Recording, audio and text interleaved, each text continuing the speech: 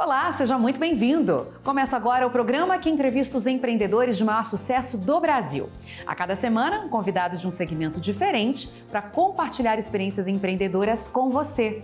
Um momento inspirador que eu tenho certeza vai acentuar ainda mais a sua vontade de fazer dar certo o seu próprio negócio. Eu sou Milena Machado e você, quer empreender? Então fique agora aqui comigo!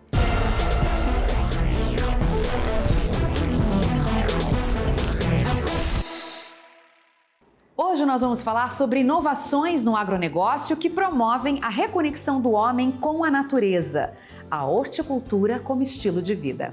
A minha convidada é Diana Werner, terceira geração da Isla, uma empresa brasileira reconhecida pelo pioneirismo em microverdes e pela alta qualidade de sementes. Tudo negociado em mais de 10 mil estabelecimentos de 8 países entre América Latina e África. Diana, que prazer te receber! Seja muito bem-vinda! Obrigada, o prazer é meu.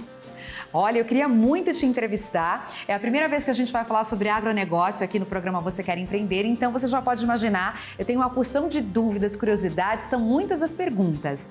Mas eu quero começar com uma frase que eu li, que seria da sua autoria, que eu achei muito bonita, interessante e principalmente encorajadora, bem no tom do nosso programa. Eu vou ler para você se lembrar dela. Dizia assim na reportagem: não desista de fazer as coisas do seu jeito. Manter o olhar diferente sobre o empreendedorismo nos destaca e pode somar muito à sociedade.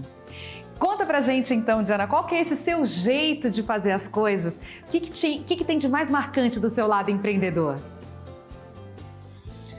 Eu comecei o trabalho de uma forma muito particular, né? Tendo que assumir uma empresa de uma forma relativamente repentina e bastante jovem. Então, para mim, essa foi uma marca bastante importante, porque apesar de eu ser presidente hoje de uma empresa que é familiar, logo que tem uma história muito profunda e interessante, quando eu comecei o trabalho, eu não tinha outras pessoas para me dizerem o que fazer todo dia, ou para me criticarem, ou para estarem me formando referências o tempo todo.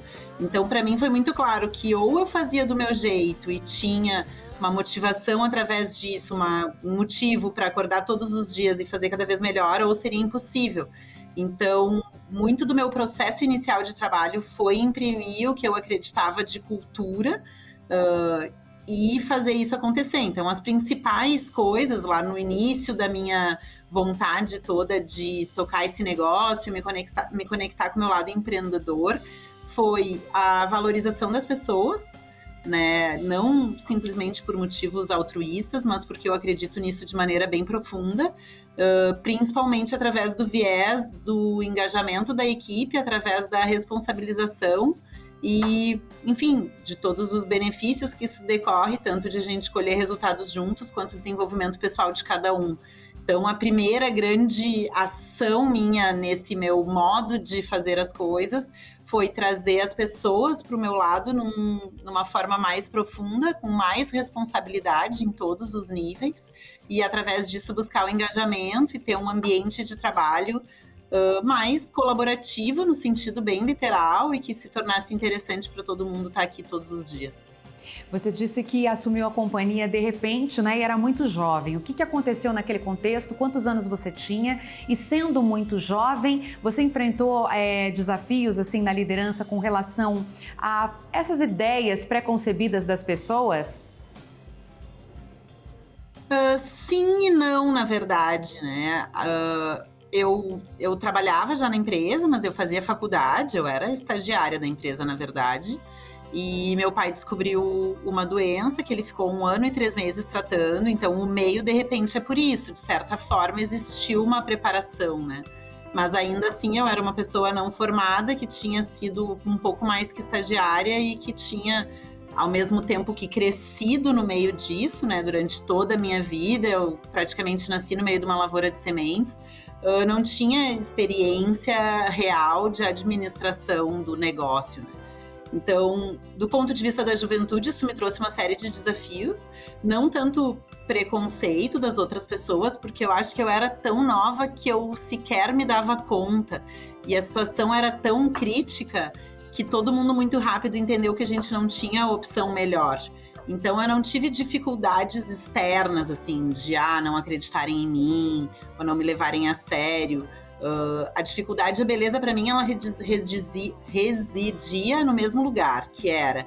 Eu era tão jovem a ponto de não ter noção da dificuldade do que eu estava fazendo, e também era tão jovem a ponto de acreditar que em 2 anos eu podia mudar tudo e revolucionar o planeta. Então, teve a beleza de eu ter a coragem que eu precisava para assumir, para fazer, e teve a dificuldade de, ao longo do tempo, me dar conta que as mudanças que eu queria para mim, para a empresa e que eu gostaria de promover na sociedade, elas requeriam tempos muito maiores do que aqueles que eu inicialmente visualizei. Entendi. E aí, bom, mesmo você tendo crescido, né, nesse ambiente e rapidamente ter assumido a responsabilidade com a passagem do seu pai, imagino, né, quando você disse que não tem saída e tudo, você, em algum momento da sua vida, você chegou a ter outro sonho que não tocar a empresa da família? Porque você é a 3ª geração, né? Sim. Não, na verdade não. Eu sempre sonhei muito em viajar, assim, e isso eu pude fazer um pouco antes da empresa e posso continuar fazendo depois. Mas a verdade é que eu sempre me vi aqui, e a grande dúvida que eu tinha é que eu nunca tive certeza se isso era uma escolha ou se simplesmente era um caminho tão óbvio que eu não era capaz de me propor outros. Então, é uma posição bem interessante, assim. Já faz vários anos que eu tenho certeza absoluta que foi uma escolha, que eu desejo estar aqui, que é o que eu sou. Eu gosto muito de ter uma empresa, eu gosto muito de ser a presidente da empresa, é um papel que eu gosto de ocupar e de executar. E acredito que eu faria isso de uma forma ou de outra na minha vida, independente do caminho ter me levado exatamente para esse modelo, assim, né? Então, quando eu sonho com outras coisas, é muito engraçado, porque às vezes, naturalmente, né, a gente como empreendedor começa a fazer o exercício assim, tá, e se eu não tivesse a Isla, o que eu faria? E aí eu penso em 1000 coisas e eu termino sempre com alguma empresa, em algum negócio ligado ou não à horticultura, mas eu não consigo chegar em outro fim para minha própria vida. Então você está realmente no lugar certo. Gostei de saber, sim. Como 3ª geração, seu avô então fundou, era por parte de pai? Os meus avós, meu avô e a minha avó por parte de pai. Os pais do meu pai fundaram. Em 92, meu pai assumiu a presidência. E em 2004 ele faleceu e eu assumi a presidência. E aí, seu pai tinha irmãos? Você tem irmãos? Como é que foi assim, esse processo de sucessão e de preparação? Como é que tem sido na história da Isla? A minha família é bastante complexa do ponto de vista de irmãos e tudo mais. Tem muitas formas, dá para ter uma conversa só sobre isso. Mas também por isso sempre foi muito organizada societariamente. Então eu tive muita facilidade desse ponto de vista. Na sociedade eu sempre tive plena liberdade para atuar. Sou filha única do meu pai, que era, né, o principal acionista da Isla na época. Então, do ponto de vista da sucessão, eu tive bastante tranquilidade. Tranquilidade. Entendi. Você comentou agora há pouco que em 2 anos você fez uma transformação, né? Que você nem imaginava. Que tipo de transformação você conseguiu fazer logo na entrada? Até para gerar insights, aí, inspiração para quem está nos assistindo e de repente acabou, né, de assumir um posto como você. O que dá para fazer em 2 anos numa empresa? Na verdade, eu achei que eu faria em 2 anos. Mas eu consegui em 5 fazer a primeira grande transformação. Eu desejei em 2, me parecia muito óbvio e natural que tinha como fazer em 2, mas não, eu não consegui em 2.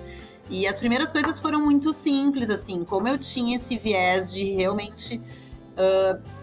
a falta de opção, ela traz uma série de belezas para uma pessoa otimista como eu, né? Uma delas é a própria mudança ser inerente.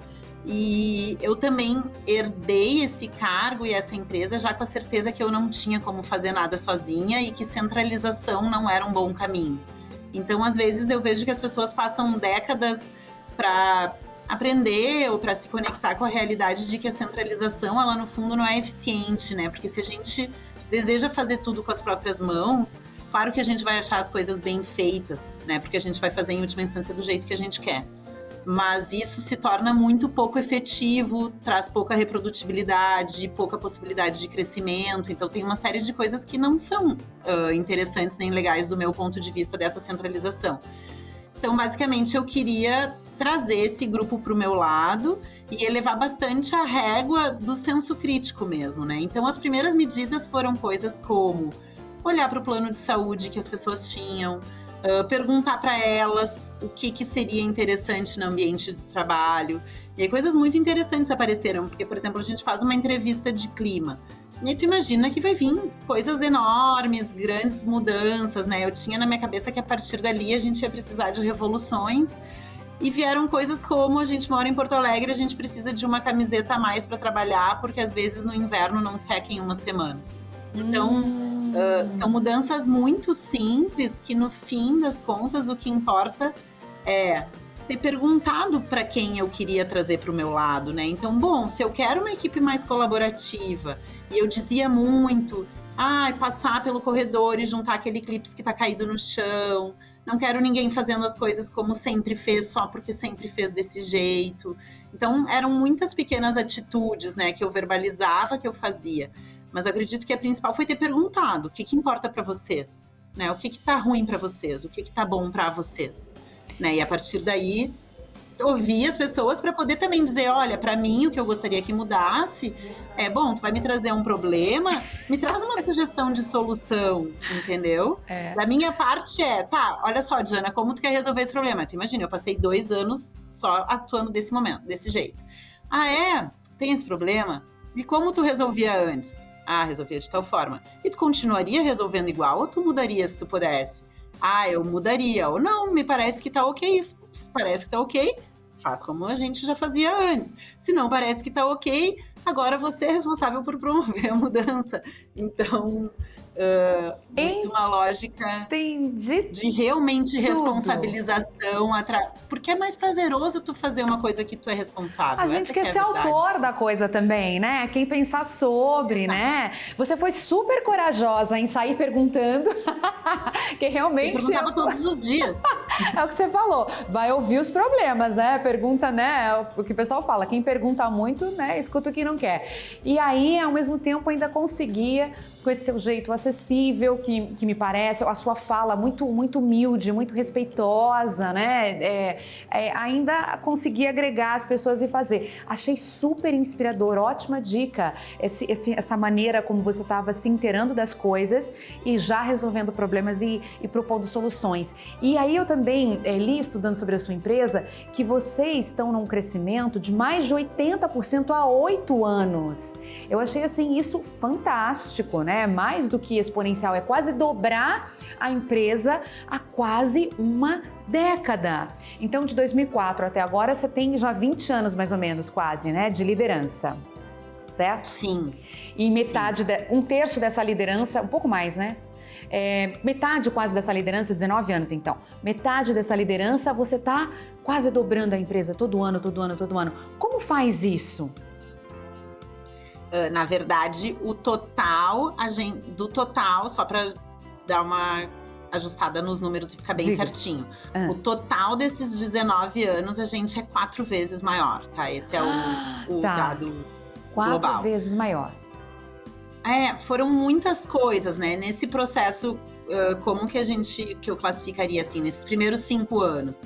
Então, conectar com a equipe, entender, né, o que importava para as pessoas que eu gostaria que entrassem comigo nessa nova jornada, dentro da grande jornada, né, esse novo capítulo. Depois a gente teve um passo muito importante, que foi a gente começar a olhar para a empresa como um todo, do ponto de vista dos processos, assim, né? Eu sou engenheira de produção, de formação, e uma das primeiras coisas que eu fiz logo depois que a gente, né, tirou a cabeça para fora da água, eu brinco, e voltou a respirar e conseguir olhar um pouquinho para o futuro e não só em garantir que a operação continuasse funcionando, que foi o início, bem início. Eu convidei para trabalhar comigo um colega meu de faculdade, que eu admirava muito a forma como se relacionava com o trabalho e que está aqui até hoje, é diretor, depois na sequência também ficou meu sócio. E a ideia era, eu disse, olha, eu vejo tudo que a gente pode melhorar de engenharia aqui dentro, de processos, falando de uma maneira ampla, mas não consigo ter tempo para parar e ir lá, medir o tempo das coisas, medir, né, os desperdícios, as micropontos que podem ser melhorados. E ele veio muito com essa função. Essa foi, né, a segunda grande atitude. Então, entender a equipe, chamar uma pessoa de engenharia de produção que eu confiava para o meu lado para trazer. E aí, quando tudo isso da parte interna, a gente sentiu que finalmente andou, que quando a gente botava uma meta funcionava, porque a gente tinha conseguido estabelecer melhor essa comunicação com a equipe, estava botando metas que faziam sentido, tanto do ponto de vista da meta em si, quanto do benefício que ela gerava para as pessoas envolvidas e tudo mais. Teve a fase de botar isso da porta para fora, né? Então, que foi já uma terceira fase, bem mais longa, na qual a gente já estava com um planejamento estratégico, já terminando o primeiro ciclo, indo para o segundo ciclo, e aí a gente começou então a conversar com o mercado. E aí, a partir daí que a gente começou a crescer mais consistentemente, começou a entender as nossas forças realmente e como a gente podia se valer disso para se fortalecer no Brasil e trabalhar num ambiente que é extremamente competitivo, né? Porque a horticultura, ela é pequenininha, a semente de hortaliça, ela é ainda menor, né, naturalmente, porque é o início da ponta da cadeia, é a semente, e de alguma maneira a gente precisava sobreviver e encontrar sentido no meio de um ambiente altamente competitivo, né? Com muitas empresas, diversas multinacionais, então foi um processo longo, assim. A partir disso, no momento que a gente se fortaleceu no que a gente era bom, aí o crescimento foi uma consequência. Muito interessante tudo isso que você está contando pra gente. Tô achando que você está sendo muito prática, trazendo exemplos, tá? Assim, eu consigo imaginar você aí no dia a dia lidando com tudo isso. E eu quero saber exatamente sobre isso, sobre como que você trouxe mais sentido pro negócio de vocês, mas é já porque eu vou precisar chamar intervalo, tá bom? Continua comigo. É isso aí, tá vendo? Esse papo tá pra lá de empreendedor hoje, não é mesmo? Então aguarde, porque daqui a pouquinho tem mais Diana Werner com a gente. Até já!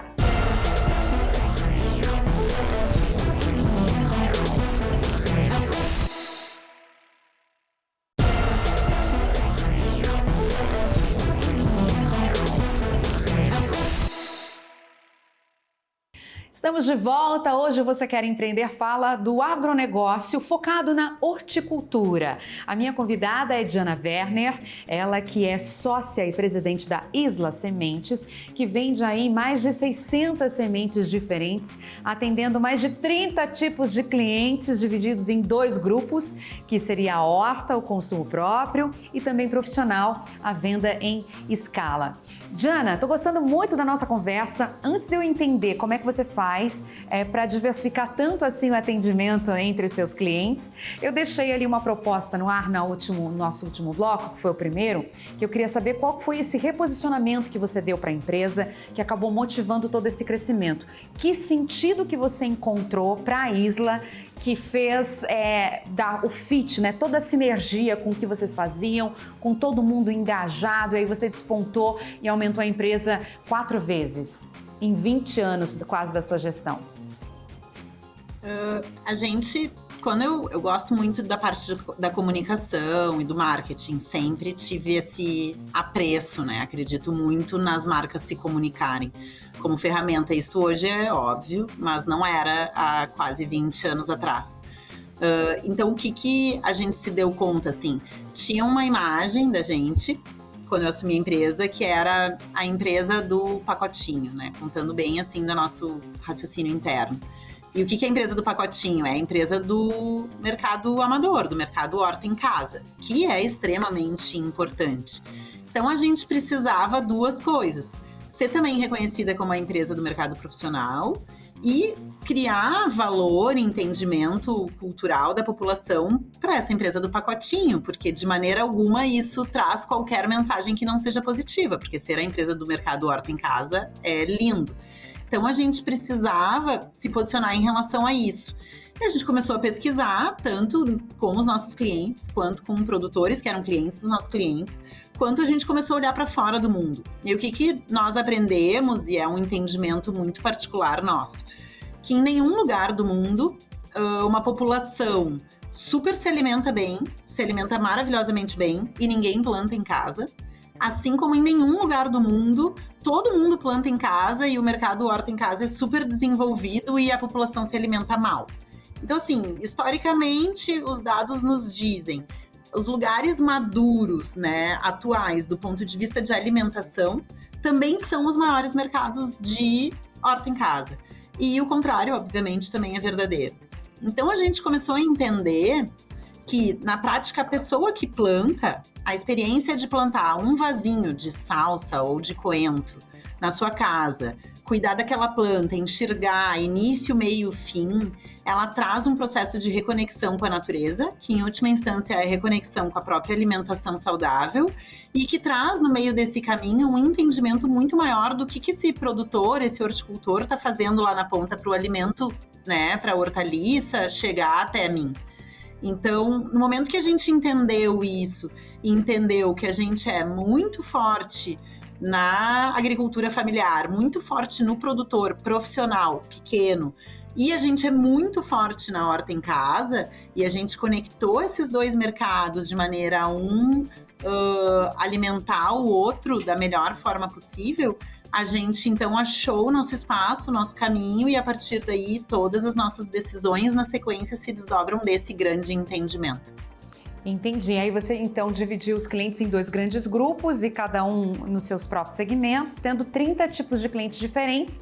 E aí você também cria planos de negócio, de comercialização diferentes. Por isso que você consegue, quase que personaliza, né, o atendimento. Por isso que você consegue, você cresceu bastante. E o dia a dia também ficou bem mais cheio, imagino, né? Não era mais tão simples quanto ser do pacotinho, né? Teve que inserir tecnologia no processo. A gente já não era só do pacotinho, né? Isso era muito sobre a imagem que a gente queria passar para fora, para ter a possibilidade de crescer, né? A gente, inclusive, tem trabalhos profissionais extremamente importantes e relevantes no Brasil. A gente é líder no mercado de coentro. A gente é muito forte em cenoura de verão, que é um mercado extremamente importante para a produção profissional do Brasil. A gente é forte em abóbora, em melancia, em várias coisas. O que isso nos trouxe, né? Aí tem todos os desdobramentos internos. Então, como que a gente atende esses 30 clientes e por tipos? E por que a gente tem 30 tipos de clientes? Porque a gente atende multicanal. Então, a gente tem vendas interno, né? Que é uma venda feita por WhatsApp, por telefone, como for. A gente tem representantes comerciais, a gente tem distribuidores, a gente tem venda pela internet. E aí a gente tem uma matriz que cruza os nossos produtos com os nossos tipos de clientes, com esse atendimento. Então, basicamente, qual que é a missão? Que cada pessoa, seja ela física ou jurídica, ela seja atendida da melhor maneira para ela, em qualquer lugar que ela estiver no Brasil. E isso também nos dá a possibilidade de trabalhar multicanal, porque se eu não tenho diversidade de atendimento, diversidade de clientes, diversidade de produtos, eu não consigo ter um monte de canais atuando na mesma região territorial, né?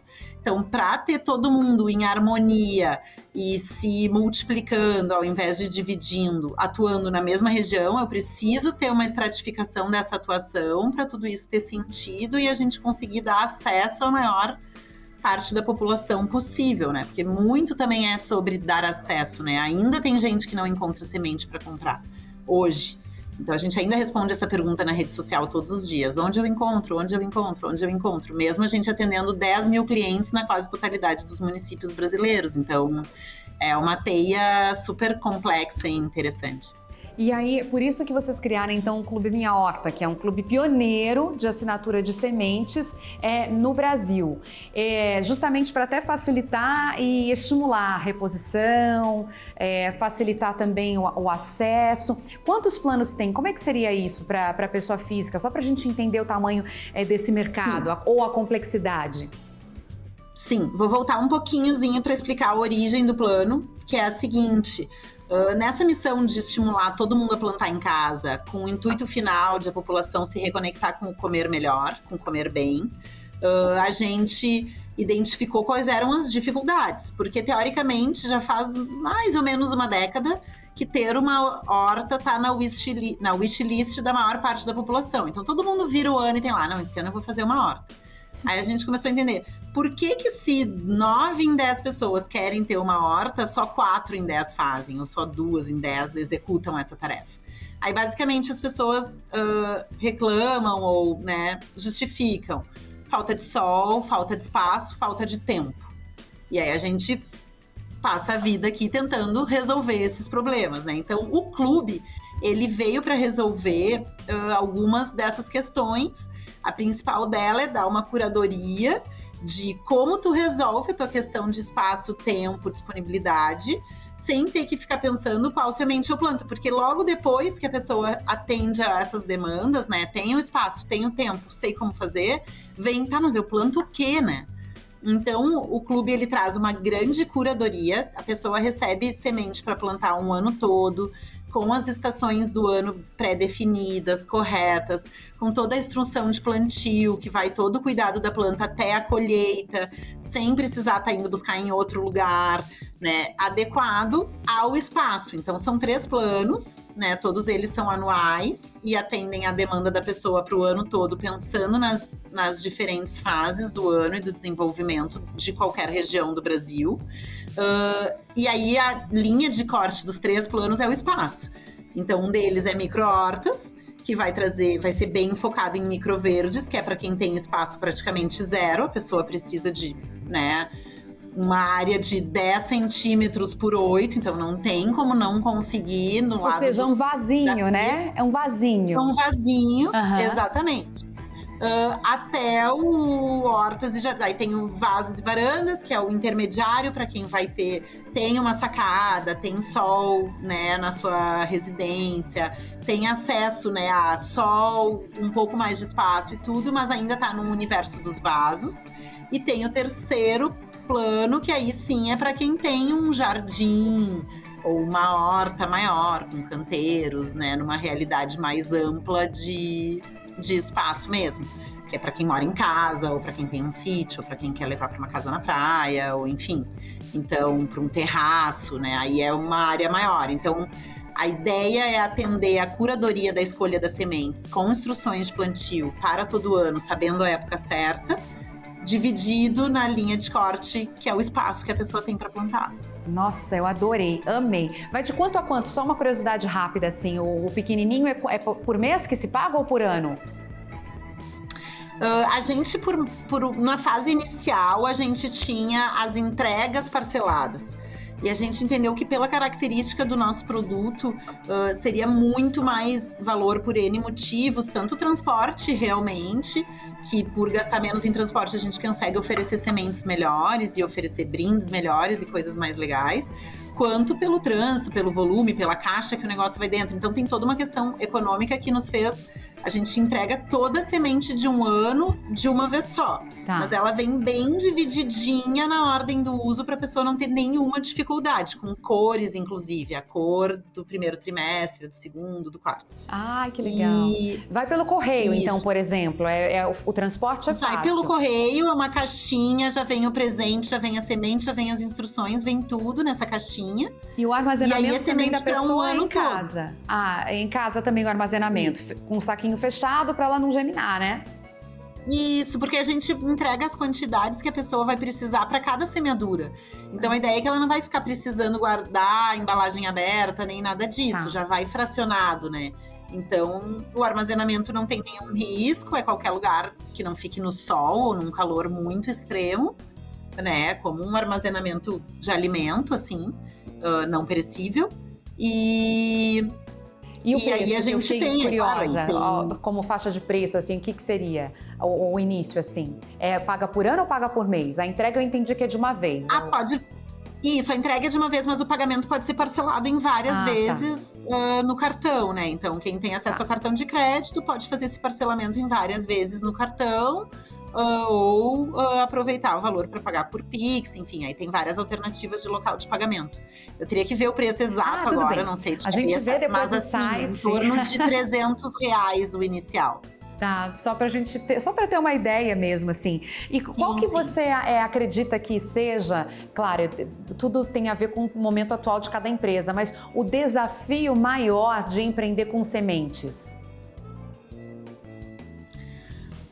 Com certeza é a questão falando assim bem da empresa mesmo, fora essa questão cultural e de tudo que a gente se propõe, é a parte da própria semente, né? A gente, por exemplo, ciclo financeiro, estoque, é complexo semente, né? Então, para dar uma ideia para ti, para vocês, para todo mundo, eu estou agora pensando na semente que a gente vai vender em 2025.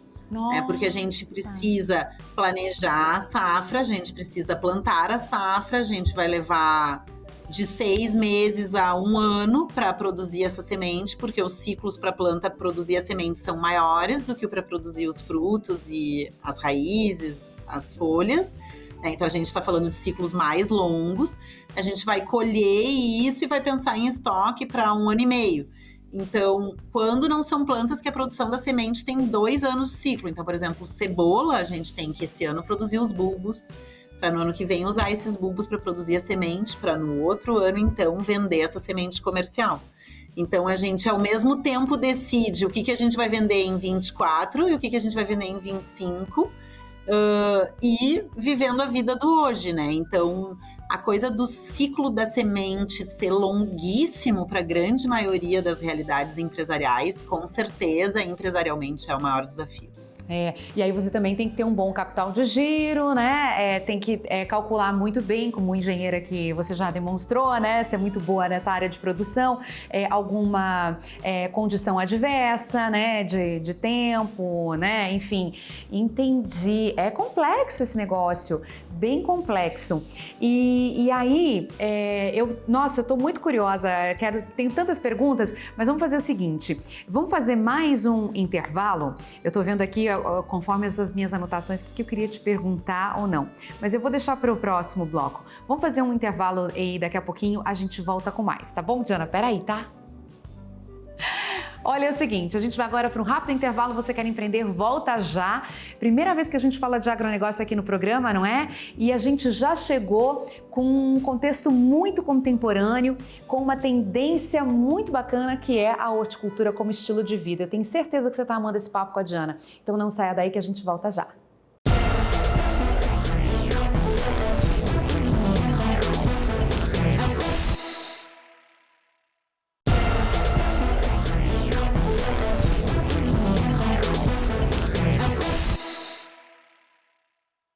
Estamos de volta, este é o programa Você Quer Empreender e o tema de hoje eu particularmente estou achando uma delícia, eu amo estar em contato com a natureza. A gente está falando sobre agronegócio focado em horticultura, né?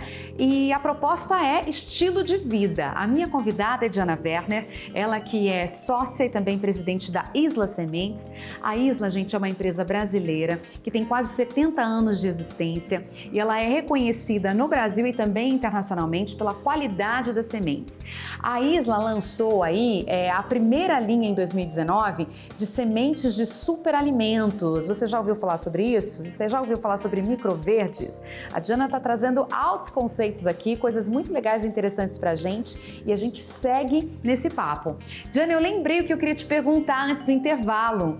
Como você falou sobre as produções e tudo, eu fiquei imaginando, né? Talvez o maior ativo da Isla seja a terra, as fazendas, para você conseguir criar todo esse tipo de semente e com qualidade e tudo, precisa ter muita terra ou você acaba terceirizando isso, fazendo parcerias? Como é que é? É um misto, na verdade, né? A gente não precisa ter muita terra. A produção de semente de hortaliça, são poucos hectares, assim. Então, toda a produção da Isla de 1 ano ocupa de 500 a 700 hectares. Se for falar de agronegócio, isso é bem pouquinho, né? Então, a gente não precisa de muito volume. E a gente também não produz tudo sozinho, né? Como que funciona? A grande maior parte da nossa produção, em torno de 70% a 80%, é feita com cooperantes, que não é exatamente a mesma coisa que um cooperado. são famílias de produtores que trabalham com a gente por muito tempo, vários deles estão conosco há mais de 3 décadas, que a gente atua como o produtor da semente perante o Ministério da Agricultura, a gente financia essas famílias, presta assistência técnica semanal, no máximo de 10 em 10 dias, mas quem faz o trabalho de fato de plantar, cultivar, cuidar, colher, são eles. A gente tem um contrato que rege isso, que organiza, mas a terra, na prática, ela está espalhada, na grande maior parte da pessoa, nessas famílias que são quem fazem a parte prática da produção de sementes. Depois que eles produzem, a gente, né, tem esse contrato, essa combinação de comprar tudo que eles produzem, desde que seguindo regras de qualidade, a parte de beneficiamento e todo o que acontece depois com a semente acontece dentro da sede, mas a parte da terra, propriamente, a maior parte não é nossa, né? A gente é os responsáveis por essa produção, mas a gente não faz ela de fato no dia a dia. E imagino, pelo fato de vocês serem nacionalmente, até internacionalmente reconhecidos pela qualidade das sementes, pelo pioneirismo, tudo nesse segmento, que vocês, na terra própria, vamos dizer assim, né, de uma maneira bem simplificada falando, vocês acabem fazendo como se fosse um aperfeiçoamento, né? Vai vendo aquilo de tudo que recebe, aquilo que é melhor, fazendo anotações sobre altitude, relevo, qualidade do solo, temperatura, época do ano, e vai tentando ali reproduzir e desenvolver e aperfeiçoar mais. Vocês acabam ficando com a parte do desenvolvimento, então, talvez, né? Muito mais próprios, assim, de vocês, né? Do que a produção em si. A gente acompanha toda essa produção, né, semanalmente, como eu falei. Então, toda uma equipe, a gente dá assistência técnica para esses produtores, então tem toda uma responsabilidade envolvida. Mas sim, em área própria a gente tem 2 coisas. A primeira é a parte de pesquisa e desenvolvimento, que a gente tem uma área que é focada nisso, então testar materiais tanto desenvolvidos por nós, quanto desenvolvidos por outras instituições de pesquisa ou outras empresas do mundo, que a gente se relaciona. Aí tem a segunda área própria nossa, que fica na nossa principal área de produção de sementes, que aí ali sim, a gente tem também pesquisa, mas aí é pesquisa na produção de sementes. Então, por exemplo, a gente vai lançar um produto novo. Eu não posso já entregar para o meu produtor parceiro produzir se eu não faço ideia de como isso vai acontecer, né? Então, a gente primeiro produz na nossa própria área para desenvolver tecnologia de produção ou entendimento melhor daquela variedade. E aí, depois, ela vai para o sistema de cooperantes tradicional que a gente opera, né? Entendi. Então, é um misto de várias etapas, né? Porque quando a gente lança um produto, imagina que tem o desenvolvimento dele, das características do produto, e depois tem o desenvolvimento de aprender a produzir a semente daquele produto e tudo que descobre. Entendi. Há pouco, quando a gente voltou, né, do intervalo, e eu abri esse nosso terceiro bloco de entrevistas, eu comentei que vocês lançaram em 2019 a primeira linha de sementes de superalimentos, né? Para a gente introduzir esse conceito agora na nossa conversa. Eu queria que você explicasse para mim, para toda a nossa audiência, né, o que seriam então esses microverdes, esses superalimentos, que segundo pesquisas eles têm até 40% mais nutrientes do que o alimento que a gente conhece tradicional, na forma tradicional, então, e o tamanho também tradicional, uma batata, uma abobrinha, né, uma berinjela. Como é que consegue produzir menorzinho, que são aqueles que a gente acha até bonitinhos, quase que de enfeite, que a gente, quando vai a restaurante, né, principalmente restaurante mais chique, assim, que se preocupa com a apresentação do prato, usa esse tipo de vegetal. É isso, né? Tô entendendo corretamente? Exatamente. Sim, perfeito. O que acontece com os microverdes? Eles existem já há um tempo, assim, né? Deve fazer 3 décadas que existe esse conceito, né? Que inicialmente era microgreens, era só um conceito no exterior, ainda assim pequeno, em alguns lugares um pouco mais desenvolvido do que outros. No Brasil existem algumas empresas, alguns produtores, né? Horticultores que já fazem há mais tempo, mas um pouco assim misturado com o próprio conceito de broto e tudo mais, mas na verdade não existia nada organizado. E sequer alguém usava a palavra em português, né? Que eu considero muito importante a gente falar microverdes para o desenvolvimento dessa cultura, né? E o que a gente se apaixonou ali? Que é um vegetal que ele se adequa quase a qualquer demanda e necessidade. Então, do ponto de vista da pessoa que planta em casa, é uma forma de plantar praticamente sem espaço, plantar praticamente sem luz, plantar praticamente sem tempo, E, através disso, comer de maneira muito saudável, porque eles têm altas concentrações de nutrientes. E aí, claro, varia da técnica de cultivo, varia com a espécie, com qualquer coisa, tudo muda. Mas o fato é, eles tendem a ter muito mais nutriente concentrado do que a planta adulta. E eles também têm, muitas vezes, sabores mais suaves, ou até, em alguns poucos casos, sabores mais acentuados. O que isso acontece? Então, além de serem fáceis de cultivar, eles são muito fáceis de gostar deles, né? Porque eles são coloridos, saborosos, interessantes, bonitinhos, né? Em última instância, é um serzinho ali começando a sua vida. Porque o que define o microverde é quando a planta lança as primeiras 2 folhinhas, que se chamam cotilédones, né? Então, quando lança aquelas 2 primeiras folhinhas e tem uma raiz, isso é um microverde, a fase bem inicial, de 5 a 10 dias da fase inicial da vida. E ajuda, então assim, não tem uma criança que semeie um microverde que depois se negue a provar o que ela mesma plantou, que vai ficar pronto uma semana depois. Adorei! Então, além verdade. de tudo, né, ele resolve a ansiedade das pessoas, que muitas vezes existe, porque não é assim, tu vai fazer tua horta pela primeira vez e agora espera 90 dias para colher tua cenoura. Não, em 7 dias tu pode estar comendo microverde de cenoura, com sabor de cenoura, numa folhinha repicadinha, linda, e vendo talvez pela primeira vez na vida a folha da cenoura. Então, ele traz todo esse combo.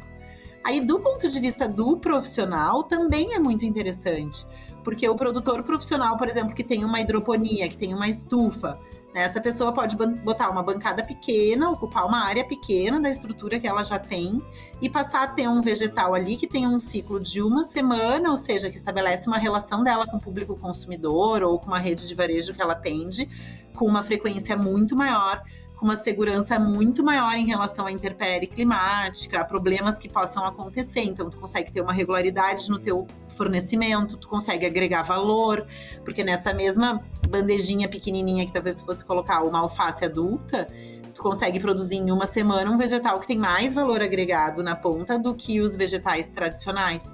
Então, o microverde para nós ele é muito apaixonante. A gente escolheu levantar essa bandeira no Brasil em todos os aspectos, no consumo, na produção amadora e na produção profissional, porque ela basicamente agrega para todos os elos da cadeia, desde a saúde até questões econômicas mesmo. Então, é um produto, eu sou completamente apaixonada. Acho Nossa, já tô genial. ficando.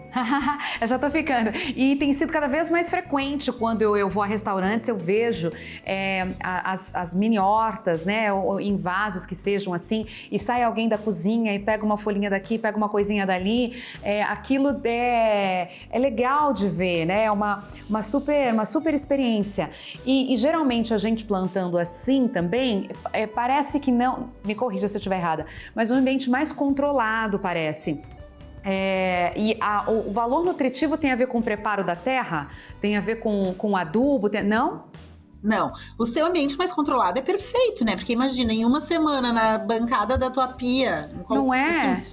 Assim, se tu morar num lugar de 2 metros quadrados, tu só precisa de 10 centímetros para fazer o microverde. Então, sempre vai ter um cantinho, né? E ele não precisa do sol direto, precisa de alguma luminosidade. Então, tudo é mais simplificado. E aí não é é o ambiente controlado no sentido de que ele requer pouco do ambiente. Sim. Ele tem pouca exigência em relação ao ambiente. E poucas ameaças também, né? Isso que eu tava querendo dizer, assim, Isso. Insetos, né, pragas, essas coisas, porque como ele também tem um ciclo de vida mais rápido, também não dá nem tempo quase, né? Ou talvez não dê tempo zero de estar sujeito a isso. E nem precisa usar agrotóxico, então, tô concluindo, não usa né? nada. Não precisa usar nem adubo, nem nutrição, entendeu? Agrotóxico não só não precisa, como não pode, né? Não Até porque deve. como o ciclo é muito rápido, não dá tempo de vencer carência de nada, né? Então não se usa nenhum tipo de tratamento, né? Nem na semente, nem no cultivo. É tudo sobre ter um substrato, que é a terra onde a gente planta de qualidade, para esse substrato ser limpo, e a água que tu vai usar para regar ser limpa. Essas duas coisas sendo limpas, realmente não dá tempo de dar doença, de ter qualquer tipo de infestação de praga. É muito mais, é um ambiente higiênico. Isso é interessante porque tu vai comer aquilo ali muito próximo da realidade do plantio, né? E sobre a nutrição, as características nutricionais que tu tinha perguntado antes, Sim. é por ser essa fase inicial do ciclo da planta. Então, é a planta, aquilo ali tem, em vez de ter todas as fibras estruturais da planta, e de ter açúcares, e de ter outras coisas que vão se desenvolvendo ao longo do ciclo da planta, açúcares super positivos aqui no caso, né? Não é nada de contra isso. Mas como é tudo que tá ali saiu praticamente da semente, tu tem a planta no maior potencial nutricional dela por ser a fase inicial da vida. É por isso. Ou seja, a porção é menor, mas a porção é menor, mas a nutrição toda tá ali, né? 40%, como se tivesse que comer o vegetal todo para ter aquele mesmo valor nutritivo, né? Na fase adulta, exatamente. Entendi. Exatamente. Nossa, que legal. Porque na fase adulta ela vai ter um monte de outras coisas que também são importantes, né? A ideia não é substituição plena e total, né? Mas na fase adulta tem outras coisas. Os nutrientes, esses que a gente cita tanto, vitaminas, minerais, né? Alguns compostos importantes para a saúde, eles estão em alta concentração nessa fase inicial. Entendi, muito bem. Diana, qual que seria o próximo passo da Isla? O que você está preparando? O que vem por aí? Como que seria aí? 70 anos, hein? É muito tempo, 3 gerações. A gente conseguiu evoluir muito na parte do consumo doméstico de semente, nessa cultura mesmo, né? E claro que a gente não fez absolutamente nada sozinho, mas a gente se sente também responsável, corresponsável pelo nível de protagonismo, por exemplo, que as hortaliças têm hoje na alta gastronomia, né? A gente ainda não conseguiu que isso chegue em todos os restaurantes, em todos os estratos da sociedade, mas na gastronomia, que acima de tudo que é a referência, né, as hortaliças já têm um nível de protagonismo incrível, lindíssimo. Isso a gente se sente tendo contribuído e se sente parte desse processo. O que a gente entende que hoje é muito importante que aconteça no mundo, mas, né, no nosso foco no Brasil, é o fortalecimento do micro horticultor, né, da micro-horticultura, da horticultura familiar, e dessa pessoa que, na verdade, está produzindo muito alimento e que é uma pessoa que ainda é carente de informação e de uma série de coisas. Então, há muitos anos a gente quebra a cabeça de como contribuir mais para essa camada da horticultura profissional e como trabalhar nisso. Então, nos próximos anos, nosso principal foco vai ser apoiar essa horticultura, a horticultura, né, de base, principalmente sobre os aspectos de diversificação e de profissionalização. Então, que a gente tenha esse horticultor que está produzindo alimentos da cadeia da alimentação saudável para todo o Brasil, que ele consiga produzir uma diversidade muito maior. Porque a gente acredita tanto que isso contribui para as pessoas se alimentarem melhor e a gente melhorar nossos dados em relação à alimentação, que ainda precisam de muita evolução, né, de acordo com a própria OMS, mas que também a gente consiga diminuir os riscos, né, desse produtor, que através da diversificação a gente acredita que a gente consegue. Então, nossa bandeira, foco daqui para frente é a diversidade na microprodução de hortaliças do Brasil. Muito profissional. Bem. Excelente propósito, um propósito grandioso, né? Muito relevante, muito bonito também. Diana, eu adorei te conhecer. Te achei, assim, generosa na entrevista, foi muito prática, muito acessível, uma mulher bonita, de traços fortes, assim, tem uma presença, e dá pra ver que você gosta do que você faz e que realmente, como você disse no começo, você escolheu. Tava ali numa situação que parecia que tinha sido escolhida da minha família, a empresa, vamos lá, né? Alguém tem que resolver, vamos lá. Mas não, parece que o negócio foi feito para você e você para o negócio, porque você, com as suas atitudes, está reestruturando o mercado e até criando novos segmentos desse mesmo mercado. Então, tá muito legal o seu trabalho, viu? Parabéns, virei sua fã dos microverdes. Você vai ouvir muito falar sobre isso. Vou caprichar com o meu público para divulgar muito mais sobre esse assunto, viu? Parabéns! Obrigada, fico muito feliz, foi um prazer enorme. É muito gratificante ter espaço, poder falar do que a gente acredita. Eu acredito com bastante força que é um trabalho importante, então fico muito feliz de ter a oportunidade de compartilhar. É um grande prazer. Obrigada, até uma próxima, hein? Uma nova etapa da sua jornada empreendedora. Avisa a gente, você vem contar os próximos passos, como foi, tá bom? Combinado, tá bem. Um beijo, tchau, tchau. Beijo, tchau. Viu só? Se você quer empreender, está assistindo ao programa certo. Quem já empreende também, porque, gente, conhecer uma história de sucesso como essa da família da Diana, não é? E a liderança dela, tudo que ela pôde agregar nesses quase 20 anos que ela atua como presidente da Isla, eu tenho certeza de que tudo que ela trouxe aqui pra gente nesse programa pode mudar tudo na sua jornada empreendedora.